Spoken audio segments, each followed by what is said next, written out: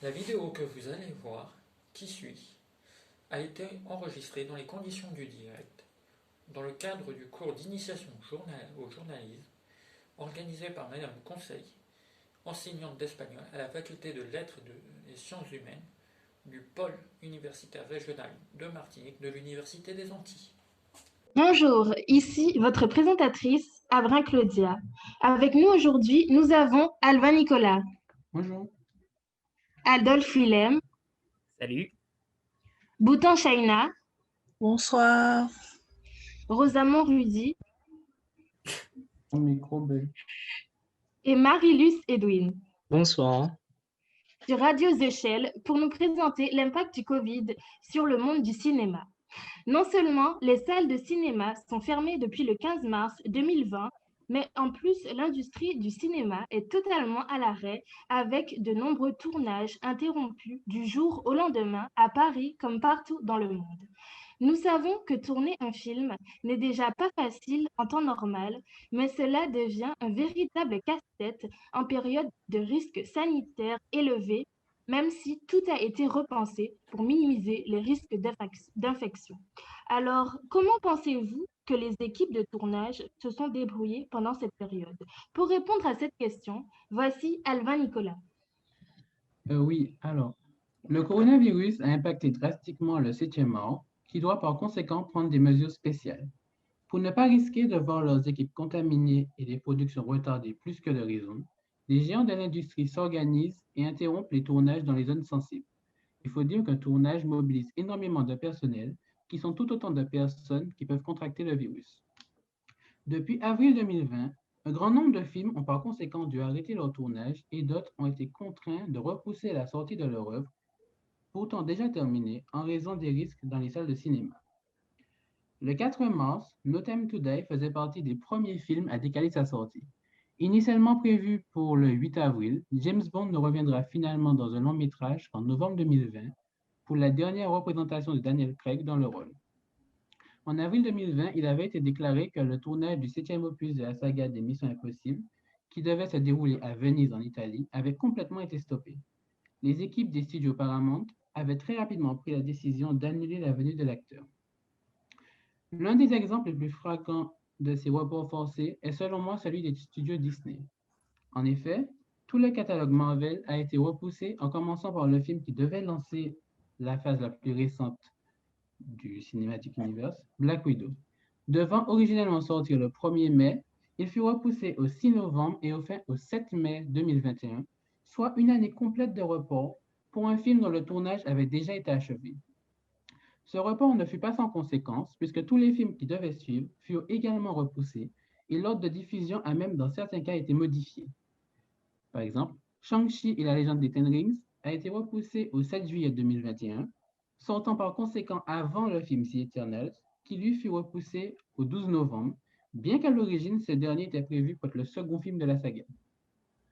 Les séries ont également connu de nombreux reports, comme par exemple la série Falcon and the Winter Soldier, prévue originellement pour l'été 2020, qui maintenant a été repoussée à une date encore inconnue en 2021. Mais tous les tournages sont-ils affectés de la même manière? Non, tous les tournages et les sorties ne se sont pas vus affectés de la même façon. De manière assez surprenante pour les fans Marvel, la série WandaVision prévue pour l'hiver 2020 n'a reçu qu'un très léger retard, passant ainsi de décembre 2020 à janvier 2021. Cela s'explique notamment par le fait que, bien que les confinements à travers le monde aient stoppé nombre de productions, les tournages reprennent petit à petit et s'organisent pour vivre avec le coronavirus. Tout en limitant au maximum les risques pour les acteurs et les équipes de tournage, les règles mises en place varient souvent pour s'adapter aux besoins de tel et tel tournage et aux règles en vigueur dans les pays concernés. Y a-t-il des règles particulières à tenir? Les règles varient entre les tournages en studio et ceux en extérieur. Les équipes sont réduites et comme sur n'importe quel lieu de travail, les gestes barrières sont plus ou moins bien suivis en fonction du conformisme de chacun, du nombre de panneaux installés ici et là, et de la sévérité des équipes médicales ou des managers qui doivent faire respecter les règles. Il est important de noter que ce n'est pas partout que les tournages reprennent. En Californie, par exemple, les tournages des séries et des films ont repris, tandis que ce n'est pas encore le cas à Los Angeles. D'accord, merci. Nous allons passer la parole à Marie-Luce Edwin. Précédemment, les gestes barrières ont été mentionnés. Pouvez-vous nous dire davantage là-dessus?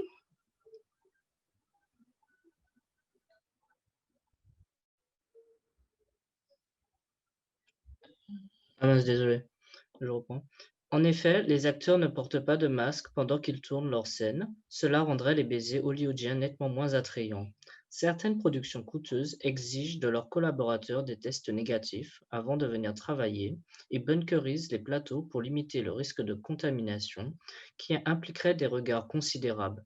Comme dit-on, le temps c'est de l'argent. Ils testaient toutes les personnes du plateau au moins une fois par semaine. Alors, quels sont les droits et les devoirs? Les lieux de tournage sont en France soumis exactement aux mêmes règles que les autres entreprises. C'est dans l'article du Code du travail du règne en maître. L'employeur doit prendre les mesures nécessaires pour assurer la sécurité et protéger la santé physique et mentale des travailleurs. Les CHCST, Comité d'hygiène, de sécurité et de conditions de travail, les fameux référents du Covid, etc. d'organiser des d'organiser l'évaluation et la prévention des risques sanitaires. Pendant le confinement, les tournages et les répétitions vont continuer. Le protocole sanitaire reste le même, à l'intérieur comme à l'extérieur. Il préconise, comme autres, que les comédiens, entre autres, que les comédiens et comédiennes doivent porter un masque entre les prises et que le nombre de présences sur le plateau soit limité. Sur les tournages, la crainte que tout s'arrête à nouveau. Malgré le confinement, les tournages pour le cinéma et la télévision, qui avaient repris cet été à un rythme soutenu, se poursuivent. Mais en dépit des précautions prises, les cas se multiplient sur les plateaux, entraînant des interruptions et un surcoût pour les productions. Les scènes d'intimité revues et corrigées dans le scénario. Le CHSCT précise par ailleurs dans ce guide qu'il est nécessaire de porter une attention particulière à certaines activités difficilement compatibles avec le respect des gestes barrières. Pour les scènes d'intimité comme les baisers ou encore les embrassades, les séquences filmées de foule ou de groupe, de bagarres ou encore de bousculades avec des personnes à risque ou âgées, les scénaristes et les réalisateurs devront si possible adapter ou réécrire le script. D'accord. Vous nous avez parlé des règles à tenir pour les tournages de films. Mais quelles sont les règles sanitaires à respecter dans les salles de spectacle et les salles de cinéma? Je passe la parole à Rosamond Rudy. Dans tous les cas, un protocole sanitaire détaillé est à respecter. Pour les salles de spectacle, l'autorisation du préfet est nécessaire avant la réouverture. Celle-ci doit être demandée 72 heures avant. Celles-ci doivent être nettoyées une fois par jour et les endroits fréquemment touchés par les spectateurs, les poignées, les rampes ou les robinets par exemple, entre chaque séance. La réservation en ligne doit être privilégiée et les salariés en contact avec le public équipés de masques.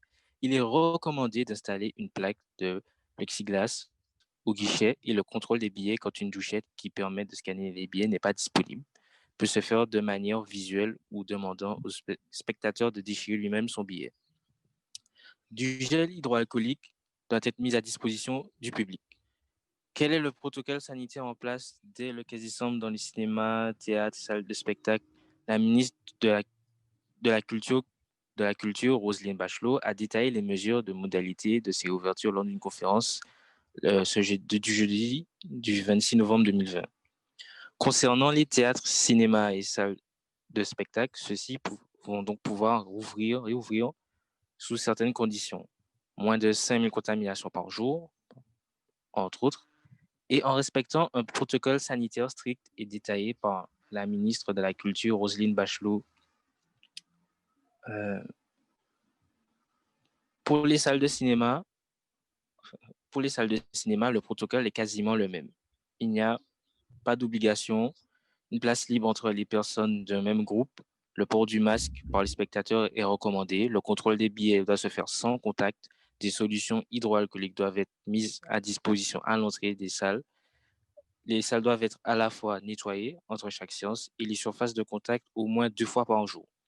En plus des mesures décrites ci-dessus, 1 mètre de distance doit être respecté dans les salles de séance décalés pour fluidifier les flux. Les spectateurs, messages de prévention sanitaire devront être diffusés chaque séance et les sorties organisées pour éviter que le public ne se croise. Alors, merci, Rosa Monti.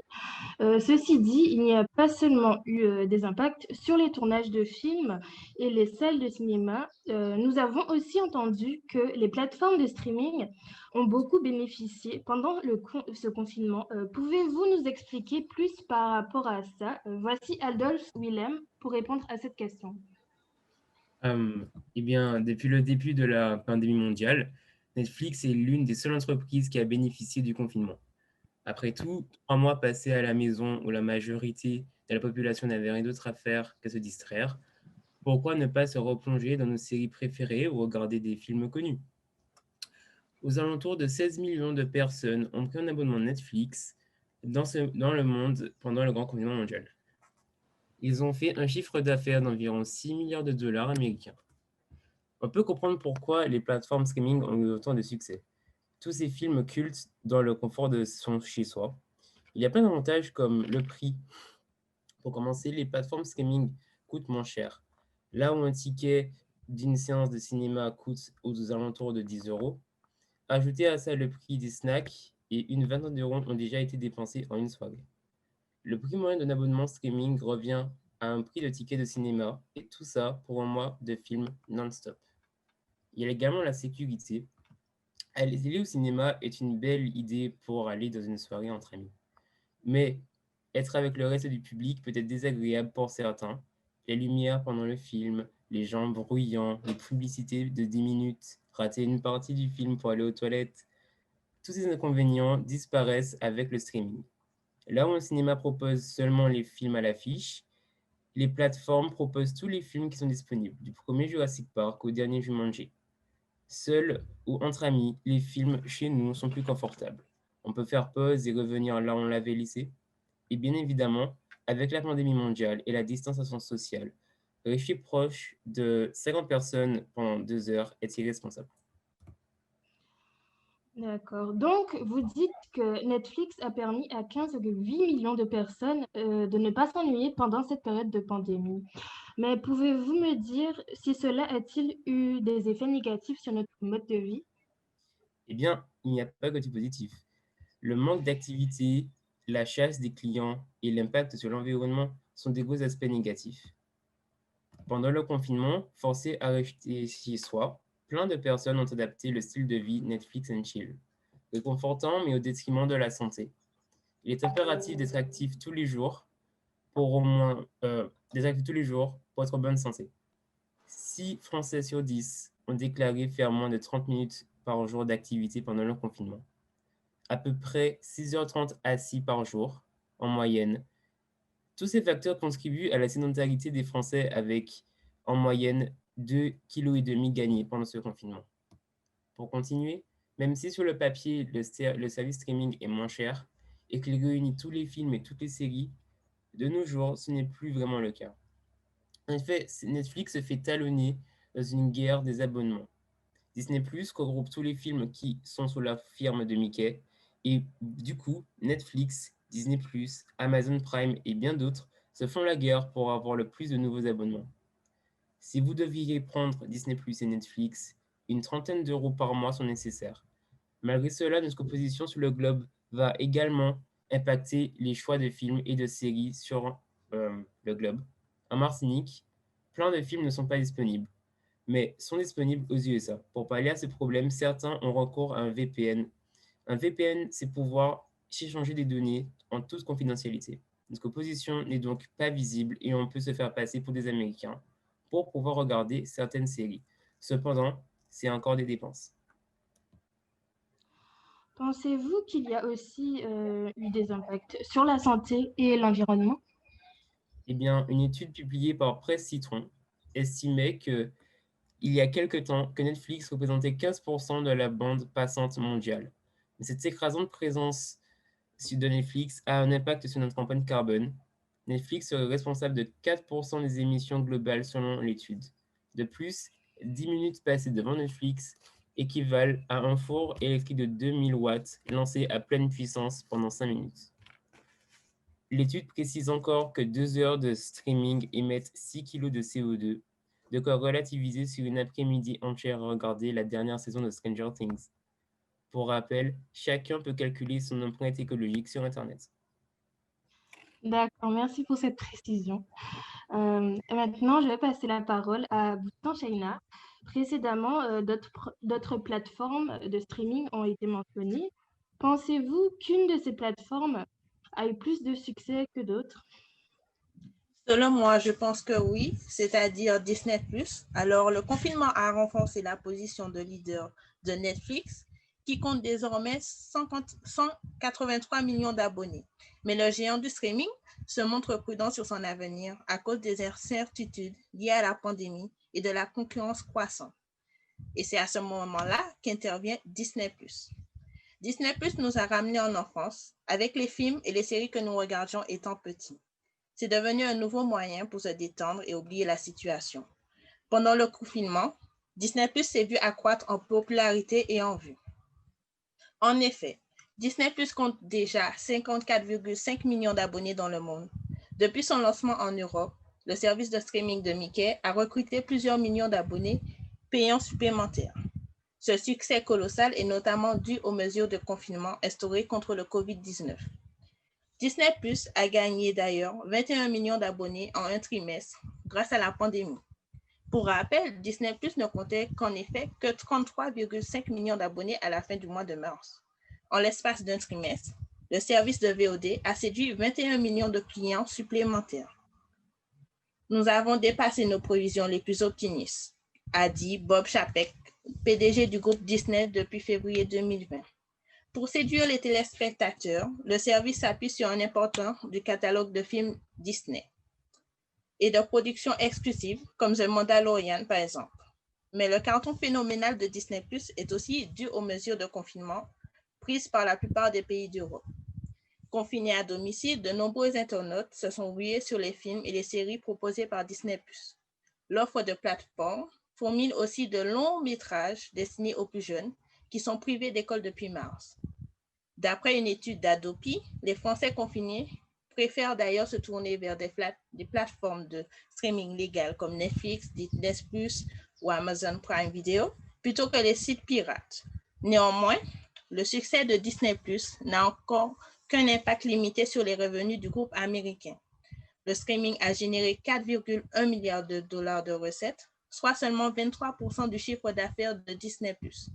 Malgré l'engouement suscité, Disney+ a suscité une perte opérationnelle de 812 millions de dollars, en partie à cause des frais de lancement faramineux. Merci, c'était très intéressant. Alors, cette question est pour tout le monde. Comment vous êtes-vous distrait pendant le confinement? Il y a eu des... Enfin, je commence par moi. Il y a eu des sites de streaming comme Netflix, ou Amazon Plus ou Disney, et tout comme ADN et Wakanim. Voilà. D'accord. Personnellement, c'était vraiment du sport pendant ce confinement et puis des jeux vidéo aussi. Ah, c'est super. Au moins, Ah vous oui, jeux avez vidéo gardé aussi. le Hein. D'accord. Et Pour ma moi part, aussi. pour ma part, c'était plus Netflix et jeux vidéo. Moi D'accord. aussi, comme lui. Netflix et jeux vidéo. Moi aussi. Voilà. Et je pense comme la plupart des gens, ils ont essayé de nouvelles idées, des choses qu'ils ne pouvaient pas faire pendant les vacances. Ils l'ont essayé, comme faire de la nourriture, manger, dormir, se Ah, reposer. d'accord. Et voilà. Et vous, Claudia? Oui. Et moi, alors j'ai fait exactement la même chose, hein, et je me suis aussi plus mis à la cuisine. Donc voilà. Donc c'est tout. Et pour conclure l'émission d'aujourd'hui, nous pouvons dire que l'industrie cinématographique est sans doute l'une des plus touchées par l'épidémie de coronavirus. Et je remercie Alban Nicolas, Adolphe Willem, Boutin Shaina, Rosamond Rudy et Marie-Lise Edwin d'avoir été là avec nous aujourd'hui. C'était votre présentatrice, Abraham Claudia, sur The Shell Radio. À bientôt et au revoir pour une prochaine émission. Au revoir.